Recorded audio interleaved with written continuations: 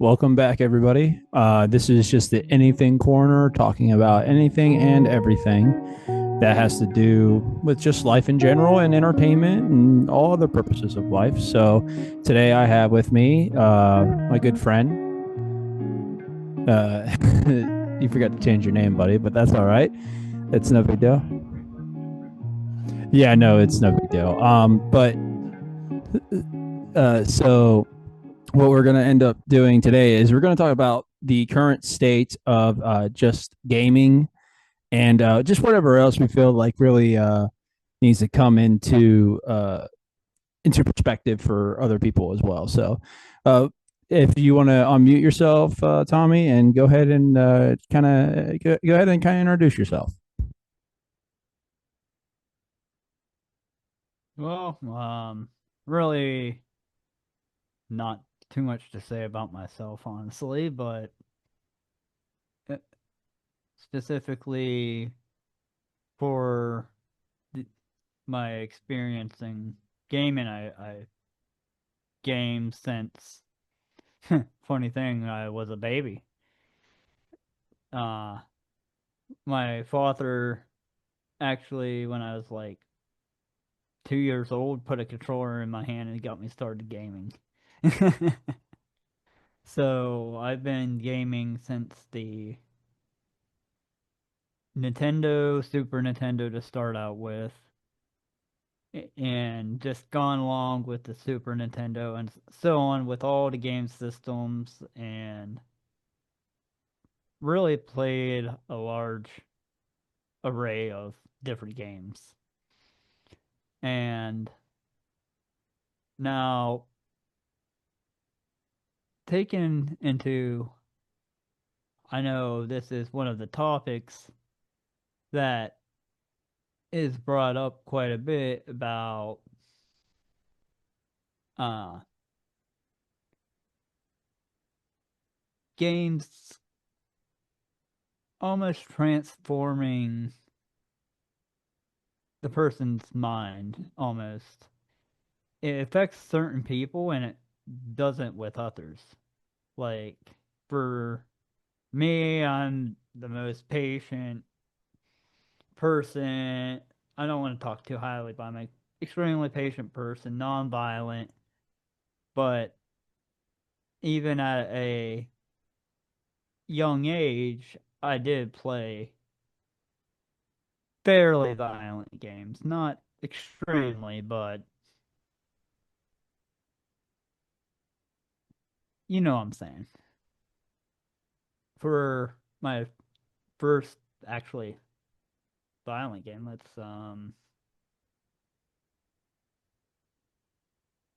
me start a new thing here. What is sober?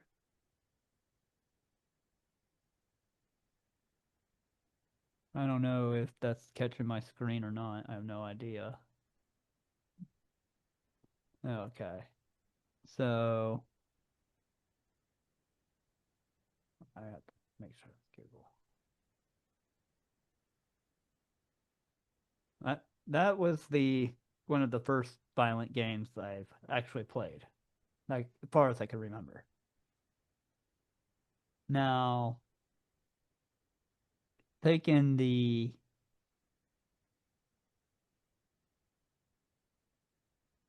raising and upbringing that I had, I clearly knew that this was strictly a game and nothing to really affect any of my in life behavior. Um, I think once you're honestly mentally mature enough, I I could see you being able to play violent games without affecting you directly or indirectly to a certain extent, I would say. Got anything to go off that? So yeah, so when it comes to personally speaking about the overall state of games, I think what the biggest issue is with the generation that we have now is that unlike our generation where we kind of grew up and we kind of evolved with the overall aspect of gaming. Now, I'm not saying that gaming has a positive or negative effect on anybody, but I'm saying as of right now in the year 2025 and it pretty much any other time in the of the year that's come any time that comes up. I personally believe what it is that um, we depend too much on electronics, but the truth is we also had other aspects outside of gaming that kind of pushed our personal beliefs and our moral systems. We got to evolve with the games, and now the generations that come after us, they have pretty much games in every aspect of their life, regardless of if it's on a phone or if it's on the internet or if it's on a newer game system. I just feel like the game space has evolved so rapidly that the kids of nowadays didn't have to evolve with the games. They have some of the highest spec things. Now, I'm not saying that that has no negative or positive effect on anything, but I'm just saying that could also be a contributing factor to some behavioral issues. For example, let me bring something up for you. So I'm going to share my screen here, and I'm just going to kind of show you what I'm working with right here. So kind of show you what I mean. So there are a plethora of games that have come out in recent years, right? That they just they don't really they don't really have a conducive environment for kids to actually experience. So I'm just going to bring this up for you. For example, this game, in my opinion, is one of the biggest issues that I see with gaming in nowadays. So I'm just going to show you the screen, the thing. I'm going to bring it up on screen for you. I don't know if y'all can see that, but there you go. This is what I believe the biggest issue is. I don't know. Pretty sure you can see my screen. Okay, so let me drag this back down real quick. So I'm going to drag this back down. This is what I believe one of the biggest issues is for. Um, maybe I'm sharing the wrong screen. Let me see here. I could be. Yes, I am. I am not sharing the right screen. So go ahead and I'm just gonna go ahead and stop this screen share real quick, and then I'll retry it here. So I'm gonna go ahead and share it to my screen one here. Share it. This is what I believe is the biggest issue. I don't know if you can see that on your screen, but you might just have to minus out your like in the upper right hand corner. It's you can see like essentially everything that is yours, and you can just minimize it out.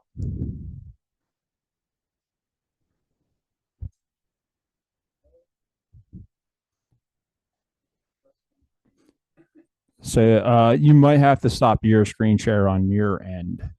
That way, it can bring up the what do you call it?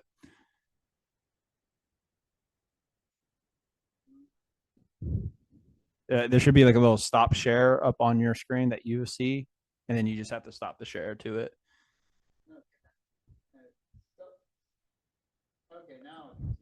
So yeah, like I said, I believe that this is probably one of the biggest factors. I'm not saying that the developers had bad intentions. I am just saying that this game is there's just a lot of red flags with this game. Uh, I mean, honestly, there are so many lawsuits going on, and this is what happens when people get greedy in gaming. So, like when we were growing up, we didn't have all this stuff, and with people getting greedy, that often leads into people not doing such moral things in the pursuit of monetary value. So this is just one example of what I believe gaming is kind of being condensed down into is microtransactions.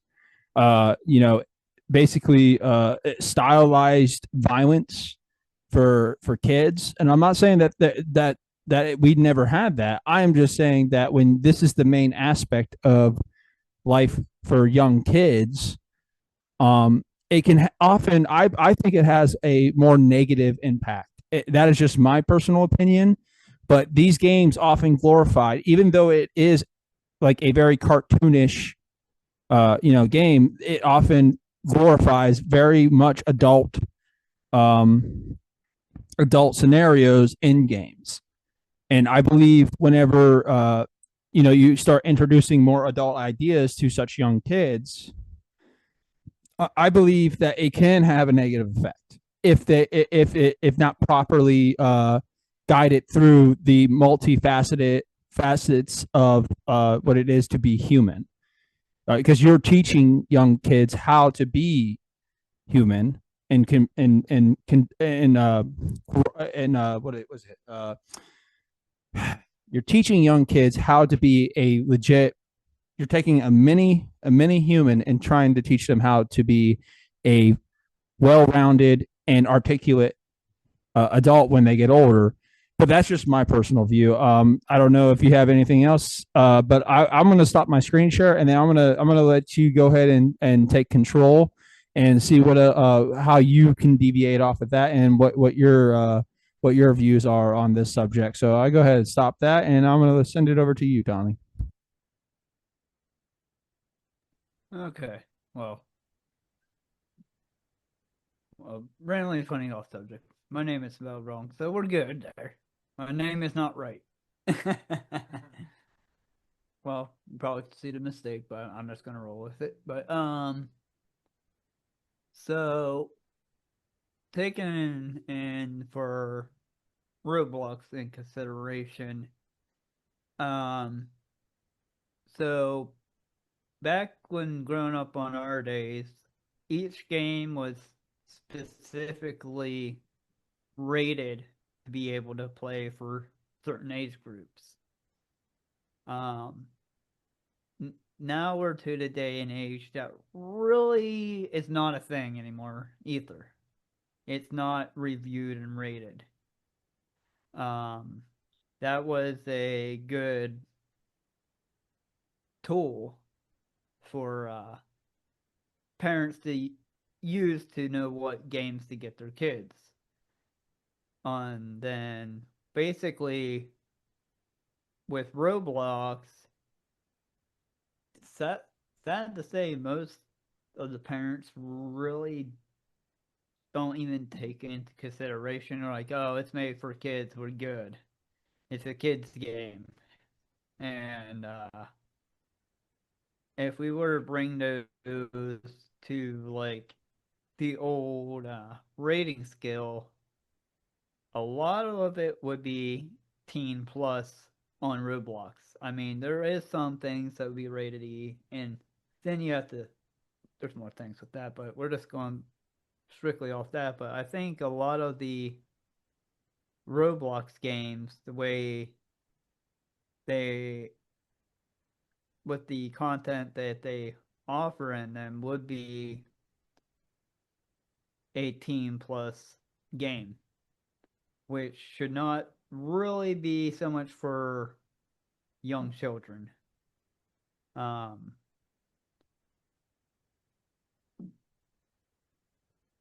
Definitely at a extremely young age.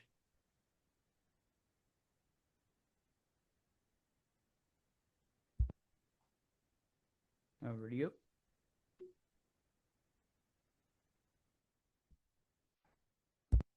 So yeah, I think in a way we cannot put too much blame on the actual game companies for because like I said, we can put blame where blame is due because for example, the blame that is due on Roblox's part, just pertaining to that particular game, is they basically for months, for years, they had a lot of deviancy. I'm not going to go into it because we're trying to keep this as family friendly as possible, but deviant acts in the actual game itself. So in theory, yes, you have all these developers coming together to try to make a game that is multifaceted into integrate into every age group, and I understand that. But to put the overall Roblox experience into a rated E for everyone experience, it just seems mildly irresponsible, because for the main reason is, like I said earlier, it's essentially it's talking about some very adult stuff.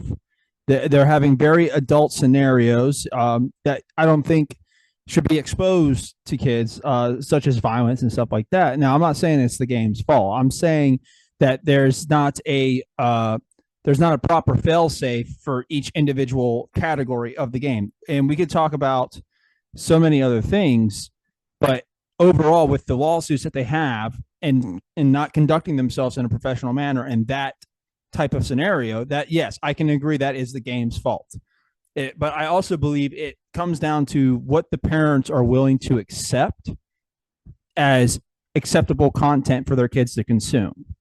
So in a way, you have two facets of the same issue. So it's saying that we had the traditional rating system, which was rated E for everyone, T for teen, M for mature, and then there was AO, which was adult only, 18 plus, and and then pending rating. So it wasn't so much that we had a more constructive plan put in place. I just think that with how far we've come along technologically, because when we were still young, um, the internet just came out. We grew up with dial up and stuff like that, so we didn't have all this extra exposure. So you take this extra exposure, for example, such as YouTube, and which I will say it can be very useful tools.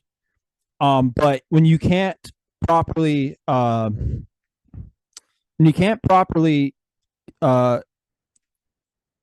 have safeguards for your kids, I think that's what honestly exposes them to those very adult scenarios of which they cannot comprehend.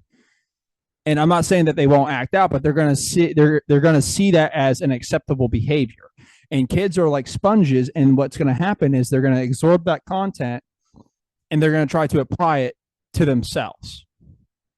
And that's just, and like I said, I personally love video games. I think they're a great escape. I think they can be a very powerful tool for just stress relief and stuff like that. But at the end of the day, we also have to be not blind, and I think it comes down to the parents themselves that need to take it more seriously when it comes to what people consume. So this is in no way, in my opinion, this is no way the game developer's fault. But what I will say is that when you don't effectively get rid of very bad accusations when they come up, and you just let them go for so long, then there's an issue, because it just goes to show that you don't care. And this is just pertaining to Roblox. And I can go into like the whole despair of microtransactions and stuff like that. But like I said, we didn't really have that when we were growing up. I still remember playing Donkey Kong Country on a Super Nintendo, Nintendo 64. I still remember playing Sega Genesis. Uh, so like Sonic on Sega Genesis, all that stuff. So in a way, I'm not blaming the game developers, but what I will say is there's two aspects that need to be applied. You need to do your diligence as an adult to say, is this content, regardless of if it how cartoonish it is. I mean, for example, would you sit there and let your kids watch Demon Slayer, or would you let them watch Bleach, or would you let them watch any of these very graphic animes that you have? So with that, I see that you have something on your mind. I'm going to go ahead and send it over to you, and I want to hear your take on this. And I was going to make another reference point for being cartoony and children should not watch would fall also into from the category from basically a lot of people know like South Park. There's no way you want your children watching that. So it's very cartoony. It looks very kid oriented, but it is not meant for children consumption. It's almost like it's not as bad, but it's the same concept with the Roblox, which is going on now, and they're just kind of assuming or vice versa, turning a blind eye to the content of being Roblox. It's not to like, because South Park, the adult basically noticed that it's a no go. It's not good, but if they're just not, it almost seems like they're just not even. Well, I know some is a not care scenario, but some is a, oh, it's just a cartoon, and that's really the thing is that I think that's the big part with Roblox game, that it's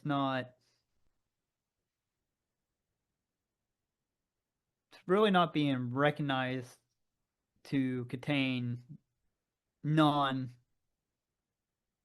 uh well, things that kids shouldn't be exposed to personally. But with the because Roblox is just different developers creating a whole bunch of different games on the Roblox platform. There's so many to sift through too also, but I think a lot of that should be,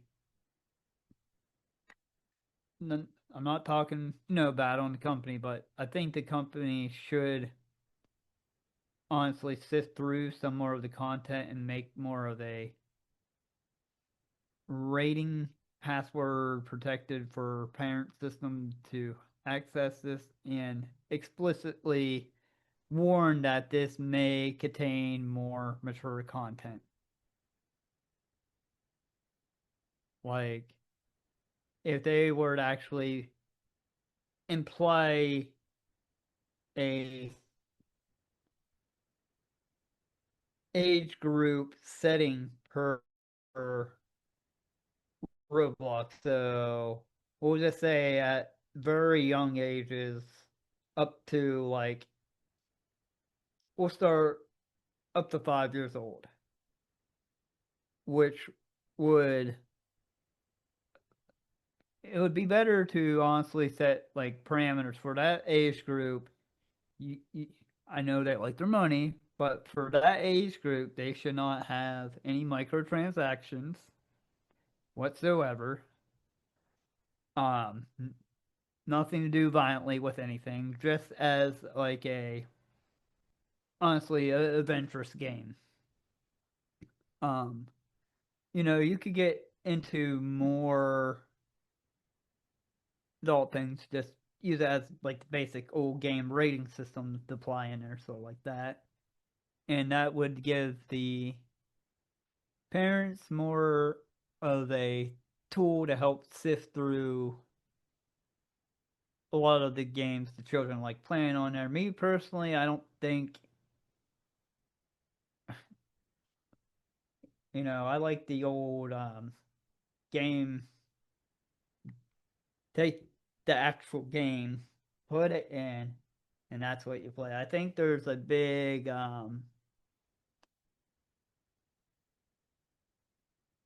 take the cartridge, just put it in. There's something that's completely different than just that click aspect to a game.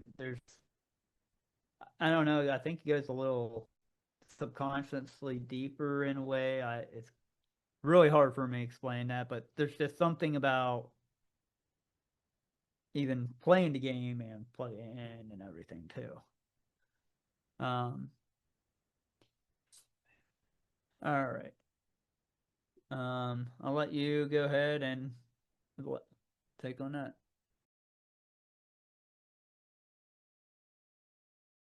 So we have a little bit of a time frame where we're going to be cutting for a second. So what we're going to do is we're going to take a little break. We'll come back and record the second half of this conversation. So my final thoughts on this is giving the accusations against Roblox, yes, I do believe Roblox is a very corrupt. So, like I was saying on my final thoughts about the subject, is that as a video game company, Roblox, you need to take a little bit more responsibility about definitely going through your content, because you're allowing deviants and not so great people to possibly take advantage of young kids and other things like that. So that's just my final thoughts on the Roblox subject and kind of how we got into the conversation. So let's deviate off to something else here. So now, in your opinion, what you know, for as a state of what games is today, what is your opinion on the overall good aspects of gaming? Because we kind of went through some of the negatives. I just want to get your viewpoint on some of the games. Well, what games are actually doing right nowadays? What do you think that they are? I'm going to go ahead and send it over to you. Let me mute myself. There you. So the games that are doing right nowadays, it's to any popular game, I would say there really isn't any that's popular. Um, it seems like there's a larger agenda push behind those type of games while they're out there. But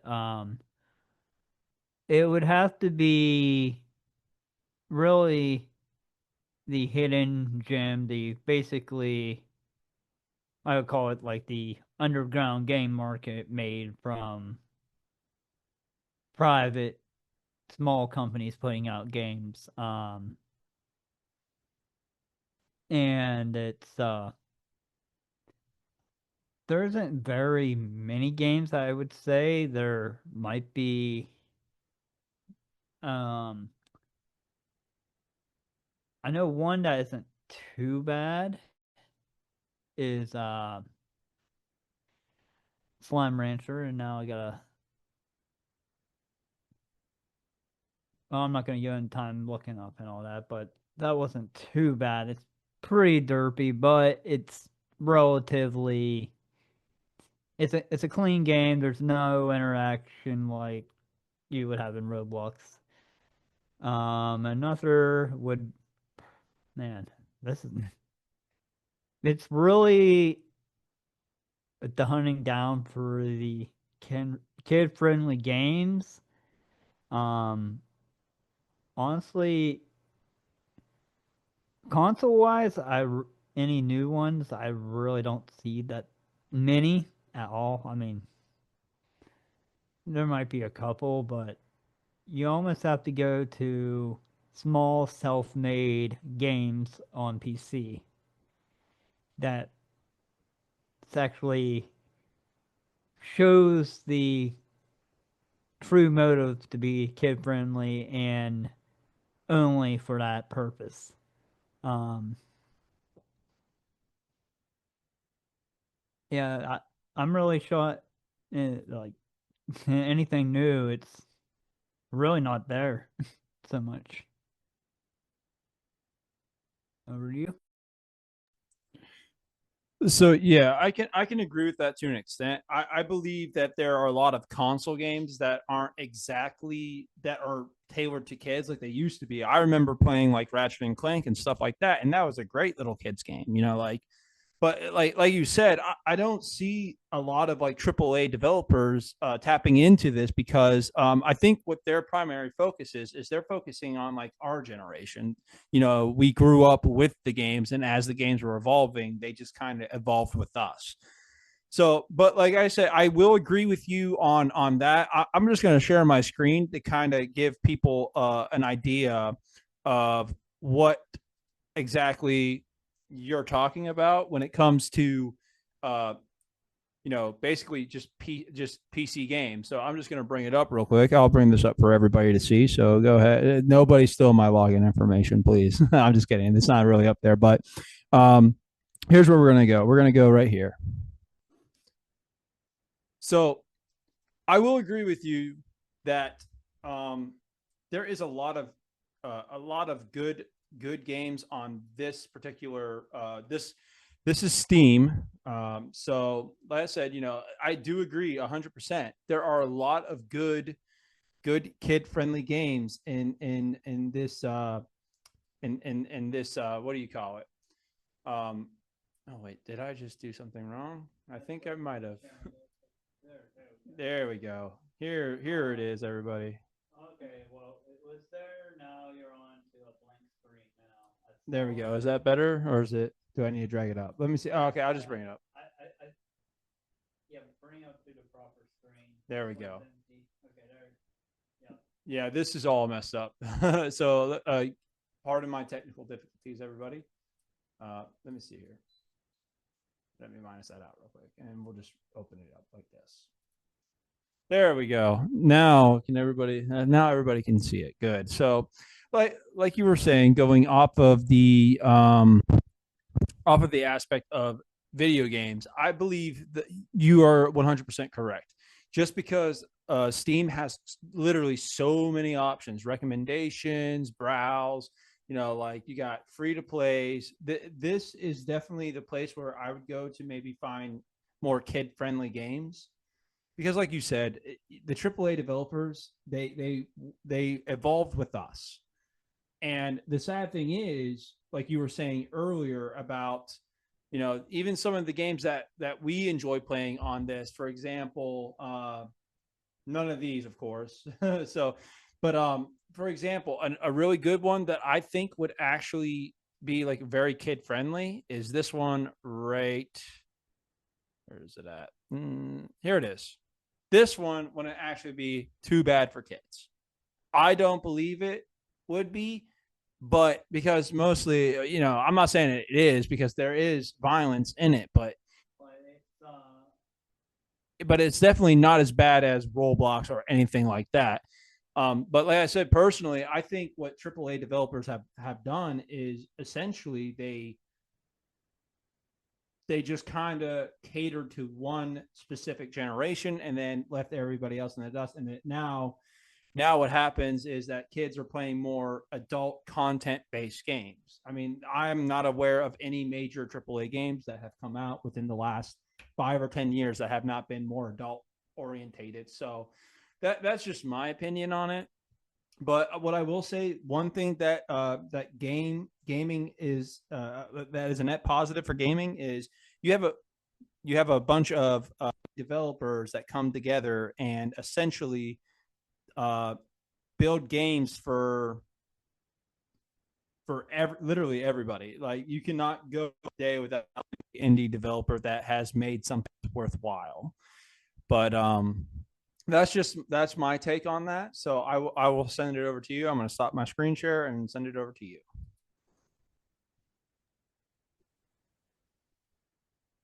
yeah, it's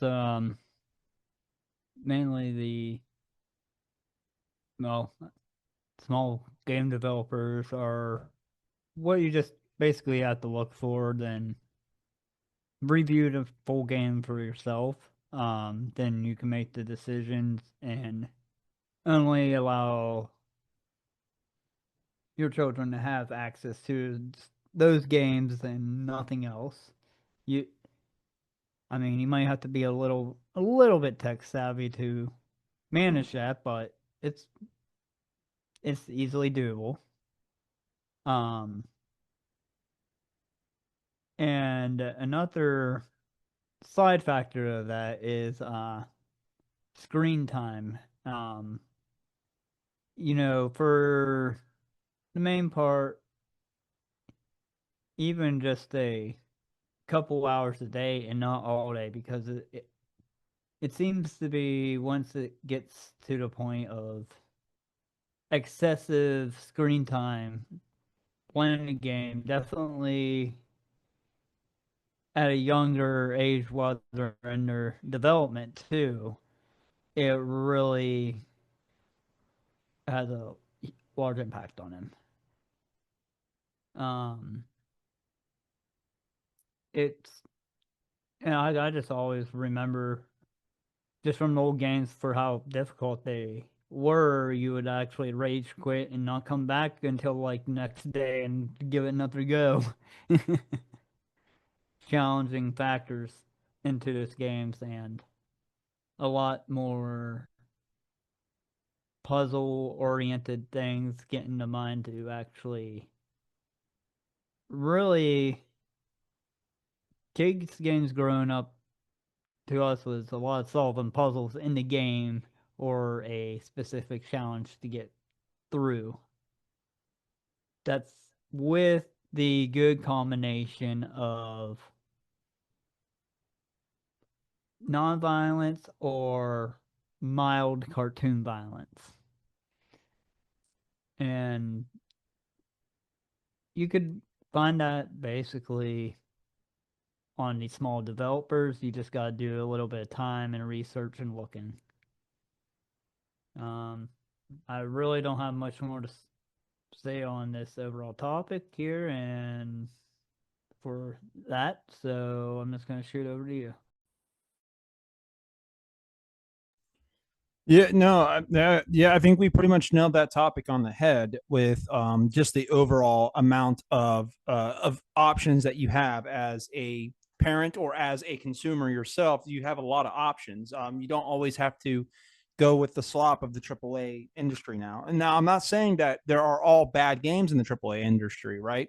So, like for example, Elden Ring, FromSoft, one of my favorite game developers, that is worth playing. But the way I see it is that when you accept so much crazy ideology and you try to put ideology into a game, and what happens is there's a cognitive disconnect between the consumer and the actual AAA developer. You can see this with just for example, Call of Duty Black Ops 7 is getting absolutely bombed in the reviews, but yet you have another game that's exactly like it in certain aspects. It is a war-based game that you play, but it doesn't have to follow trends. It kind of does its own thing. Now, I'm not saying that I agree with everything that Battlefield 6 is doing. I don't agree that they should have added a battle royale.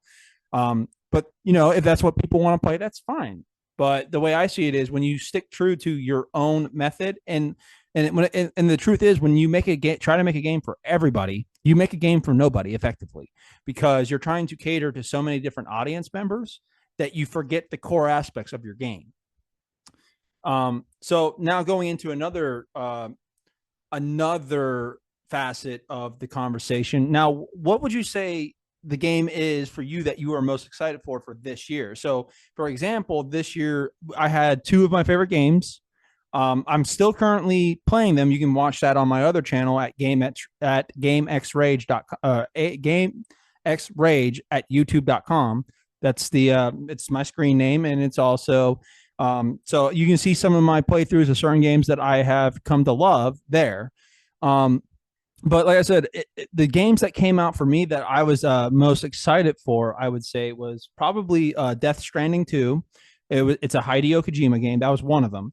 The other one that just recently came out, and I know this is a remake, but it doesn't matter. I absolutely love it. And I'm going to say it's the Silent Hill remake and Resident Evil 4 remakes, because they stayed true to who they were during those games. And when they did the remakes of those two games, they stuck true to the source material of the game.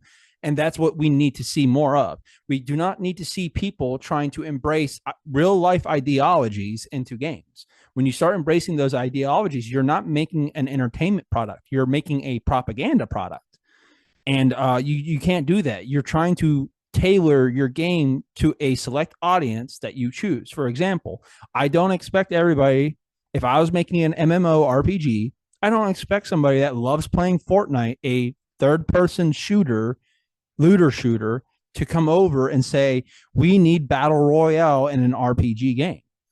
That makes no sense. And that's where, like I said, that's where the companies kind of get mixed up. But those are the games that I most look forward to this past year. And there's a few more that I'm looking forward to this year. But other than that, I can't really think of anything that really excited me in the past year about video games. So I'm going to go ahead and send it over to you and see what games you were most excited for and why you were excited for them. So, for any recent games I've been excited for, Well, recently I have had a lot of lost hope on a lot of video games. It's just not bringing back good overall gameplay for the main part. Uh, Elden Ring was a good thing. It was good. I mean, but it's still a. I want to consider like I'm saying something like new and fresh. I mean, Elden Ring was great, but it was still a truly like another Dark Souls game. I love the game, but there isn't much that's fresh, new, and unique to be excited for out there. Um, so I'm kind of on the end on that. I know there's going to be Onimusha 5 coming out, but it's been so many years. I'm still kind of skeptical on how that's going to go about because it's been so many years since their previously released way back in like 2000 and something. I can't remember the year. So I'm just kind of on a waiting game and actually see what actually comes along. But I think your better option is to really not look for the big developers anymore. Just look for the smaller game developers. They're going to be able to give you more exclusive content compared to a lot of these larger developers. They just have a specific agenda to push. Um, yeah, that's where I'm at this point in time on that. Yeah, no, I totally agree with you on that. There are not too many AAA games that I can honestly say that I'm excited for in this year. But like you said, there's just so many other. What and here's the thing. Here's the craziest thing about what you said, right? So you have these AAA game studios that have millions and millions. Sometimes, if in Call of Duty's perspective, they have billions, trillions of dollars. I'm not saying that they actually have $1 trillion. They probably have made over their lifetime of a game company. They probably well cleared over $1 trillion. I'm not going to think about it. They've had 12 or 13 Call of Duty releases, right? So they have a lot of money. They overblow up the budget, and then somehow simultaneously they can epically fail at every aspect of it. You can go into pretty much any aspect of a triple A industry. It has an overbloated budget. And a lot of the time, that overbloated budget, they overspend on everything and they put in features that aren't necessarily needed. And you have now, and then on the flip of that coin, on the tail side of that coin, you also have indie developers with like maybe 3, 4, 5, maybe 10 people at a time making games, and they are epic. Like I can give you a perfect example of like Hollow Knight Silksong. It is a game that was developed by probably a significantly smaller team than what Call of Duty is. Now, I'm not saying that they probably didn't expand after the first Hollow Knight game, because they probably did. Because when they were making the Silksong, they jumped the price up to like 19.99. But you're telling me that a $80 game, you have a high expectation for an 80, 70, $80 game. That's not even to mention that they're all their exclusive stuff that you can buy with the game. You see what I'm saying? So you're telling me that a AAA studio cannot produce better products than a indie developed team with significantly less resources, but they're passionate about what they do. They know who their core audience is, and then they pursue that core audience. And that's all it is. That's the biggest issue with gaming industries. You cannot try to make a game for everybody. You're going to make it for nobody. So that's what I love about the indie developed space, right? Because you have, for example, Poppy Playtime. You have Five Nights at Freddy's. You're talking about like games that were created by like solo developers. Like when Five Nights at Freddy's came out, it was a solo developer, Scott Calvin. Congratulations to that man and all of his success, because he has made a cultural icon of a game. It now has a second movie coming out, and it has a two full length AAA styled games. I'm not going to call them AAA, but they two AAA styled games. You know, like you have the Five Nights at Freddy's, the Mimic, right? And then you have Five Nights at Freddy's at the Pizzaplex. So like like you have such a huge following, and you shift the paradigm so exponentially. Congratulations to you guys over there at congratulations to Scott Calvin on creating like a cultural icon, and congratulations to the developers of Poppy Playtime for making games that gamers actually want to play. You guys have cracked the code. You found your core audience, and then you went with it. So I congratulate them. But like you said, now going into another topic on this subject. So where do you see within the next, say, for example, let's say the next 5 or 10 years, where do you see the overall game space going? Do you see it going more towards like an indie route for people will stop spending money on overbloated budget games? Or do you think that eventually the AAA games will wake up and realize their mistakes, and then people will go back to buying AAA games? So I'm just kind of curious on your standpoint on that. It could really go both ways, but I think overall from it's been really a shift with gamers more now than ever. People are switching over to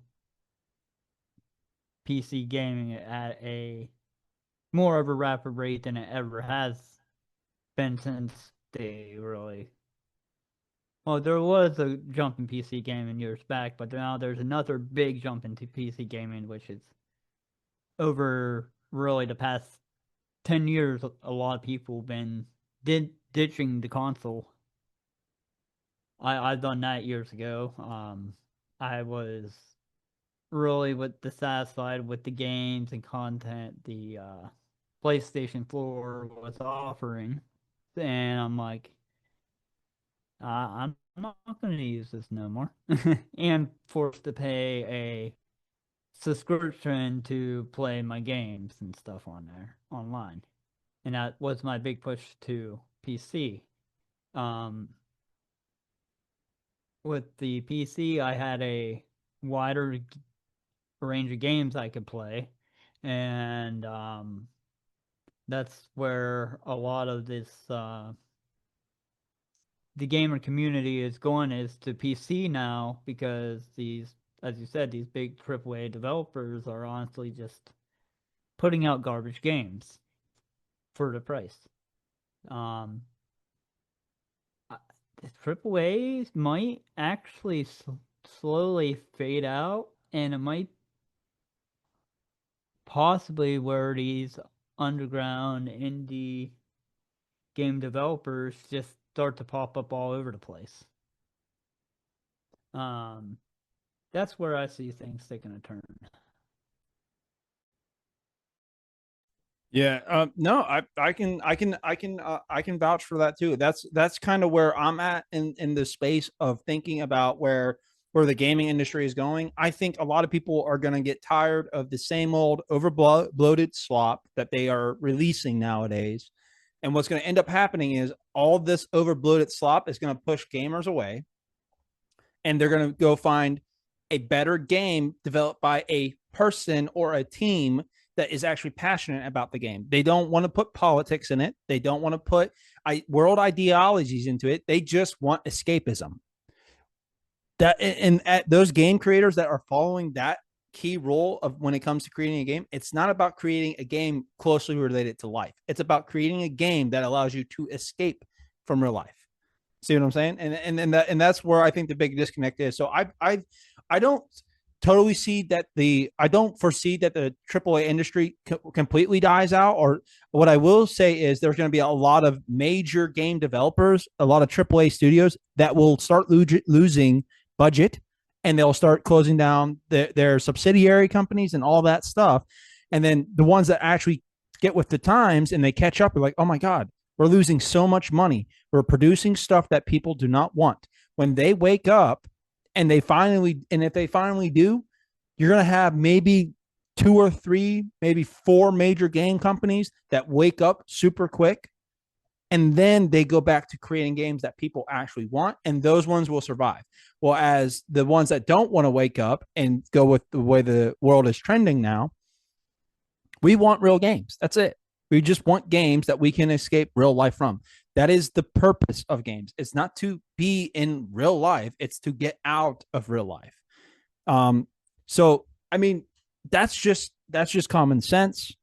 Like I said, we're getting into a lot of other stuff. So let's caveat off of where we see the game industry going. So let's go into like some personal experiences and stuff like that when it came to gaming. So like in a personal experience for me and a very fond memory, I know you remember it fondly. I remember it very fondly. I remember a time where people actually got together and like I said, online play, great. Congratulations, you did it. But I remember a time where one of your best friends would have a PlayStation 2 and they bought Guitar Hero, and you would literally go over to their house and play Guitar Hero all night.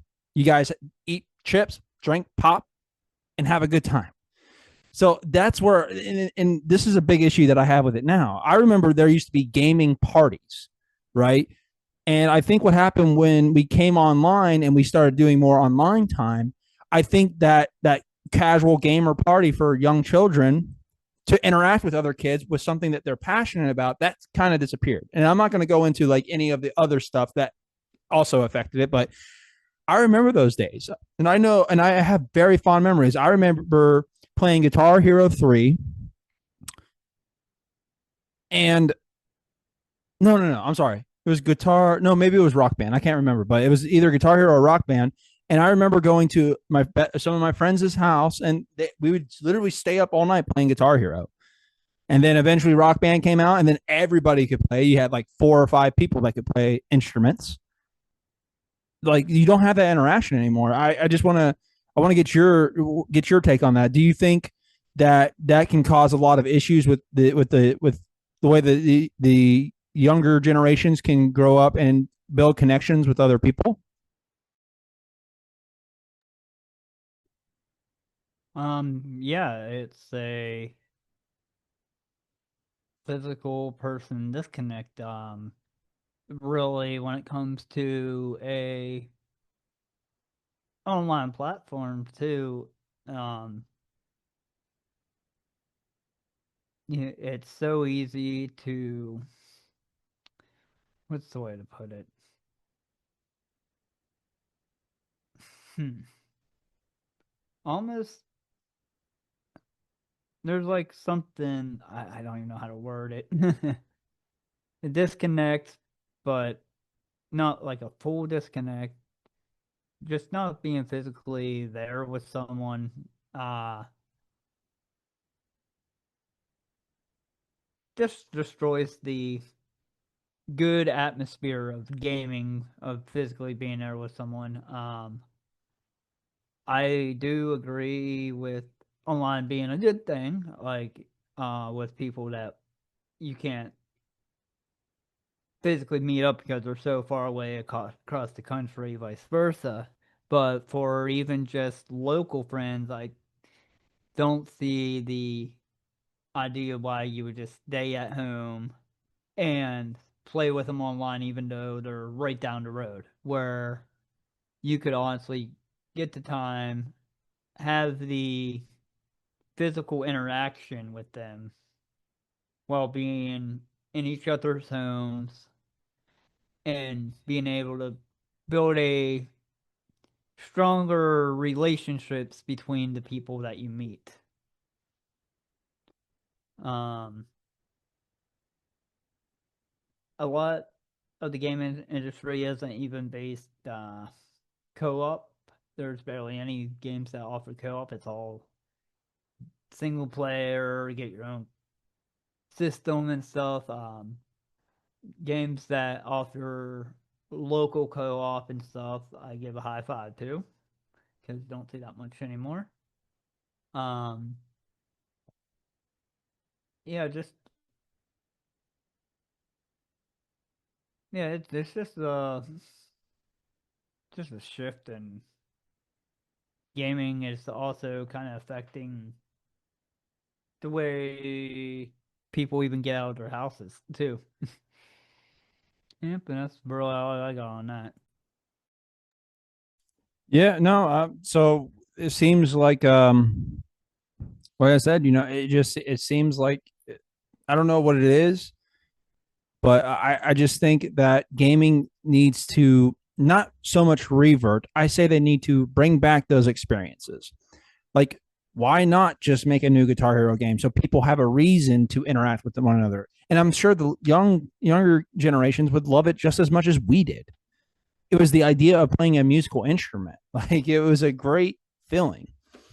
But so now I know there was some things that you want to talk about. We got about 8 minutes left, so I know you had some subjects that pertain to gaming that you would like to talk about. So I want to go ahead and give you the opportunity to go ahead and take the lead here and go into some of your talking points and perspectives.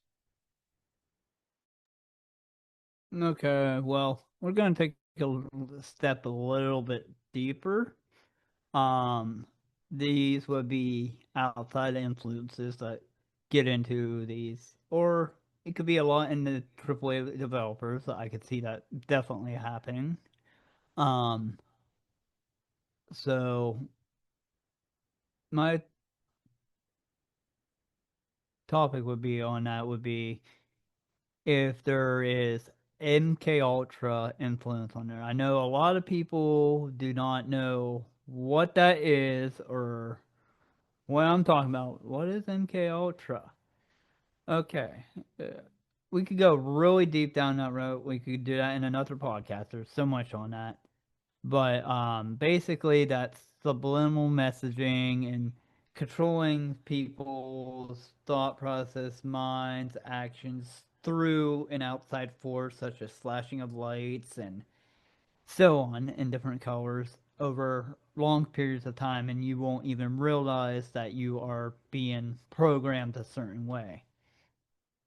Um, I do believe that there is a lot of that in there. It's really hard to distinguish because it's that you're not supposed to realize that you're being programmed at all.